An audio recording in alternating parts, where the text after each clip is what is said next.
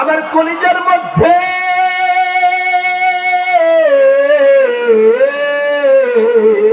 পানির অনেক পিপাসা লেগেছে।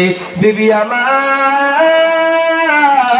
যদি একটু পানি দিতা তাহলে একটু পানি পান করতাম। এই কথা বলার পরে ক্লান্ত শরীরে পানি চাওয়ার পরে আল্লাহর নবীর সাহাবী ঘুমিয়ে পড়েছে। ঘুমিয়ে পড়ার পর যখন আল্লাহর নবীর সাহাবী ঘুমিয়ে পড়েছে, তার বিবি এসে দেখলো আমার স্বামী পানি চাওয়ার পরে পানি আনার এই সময়ের মধ্যে ঘুমিয়ে পড়েছি।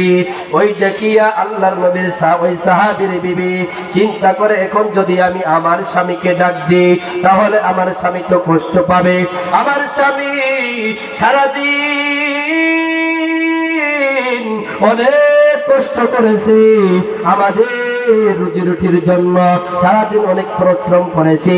এখন যদি আমি আমার স্বামীকে ডাক দিই আমার স্বামী কষ্ট পাবে, আর আমার স্বামী যদি কষ্ট পায়, আমার স্বামী কষ্ট পেলে আমি আল্লাহর জান্নাতে ঢুকতে পারবো না। ওই সাহাবীর বিবি এইটা ভাবিয়া তার স্বামীকে আর ডাক দেয় নাই। তার স্বামী যখন তাহাজ্জুদের সময় হয়েছে, ঘুম থেকে উঠে দেখে রে আমার বিবি আমার মাথার কাছে পানির গিলাসটা ধরে নিয়ে দাঁড়িয়ে রয়েছে। আমার বিবি পানি নিয়ে আমার মাথার সামনে দাঁড়িয়ে রয়েছে। স্বামী ডাকতে বলে, বিবি আমার তুমি কেন আমার মাথার কাছে পানি নিয়ে দাঁড়িয়ে রয়েছো? তুমি কেন আমার মাথার কাছে পানি নিয়ে দাঁড়িয়ে রয়েছো? এই কথা বলার পরে তার বিবি ডাকতে বলছে, স্বামী আমার আমি দাঁড়িয়ে রয়েছি, আমি যদি আপনাকে ডাক দিই আপনি কষ্ট পাবেন। সারাদিন অনেক পরিশ্রম করেছেন, অনেক কষ্ট করেছেন, আপনি কষ্ট পাবেন। আপনি মনে যদি ব্যথা পান, আল্লাহ যদি নারাজ হয়ে যায়, আমি জাহান্নামের আসামি হয়ে যাব।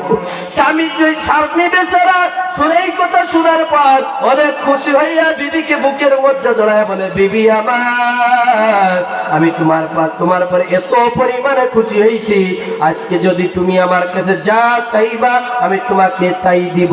কি বলছে? যা চাবা তাই দেব।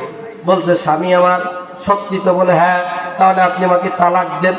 মাথা নষ্ট হওয়ার কথা না? এর একজন বিবি পাওয়ার পর কাছে তালাক দেন, মাথা একদম নষ্ট হয়ে যাবে না? অত ব্যবসায় নিয়ে তো ভালো ভাগ্য, ঠিক না ভাই? ঠিক। এত বড় একজন নেককার বিবি পাওয়ার পরে ওই সাহাবী যখন এই কথা শুনলো, ডাকতে বলে, বিবি আমার তুমি কেমন কথা বললা? তুমি কেন তুমি আমার কাছে তালাক চাইলা? তোমাকে তো তালাক দেওয়া যাবে না, তালাক দেওয়া যাবে না। চলো নবীর দরবারে যাই।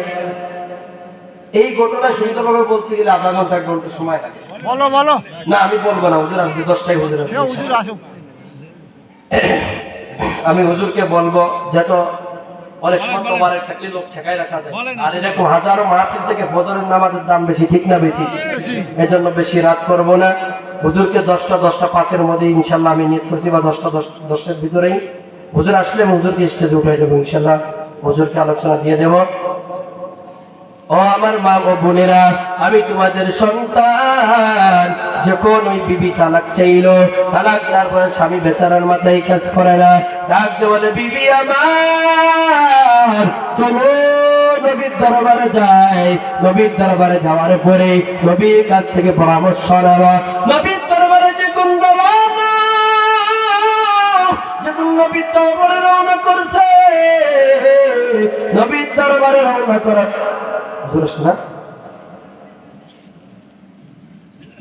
প্রধান বক্তার আগমন।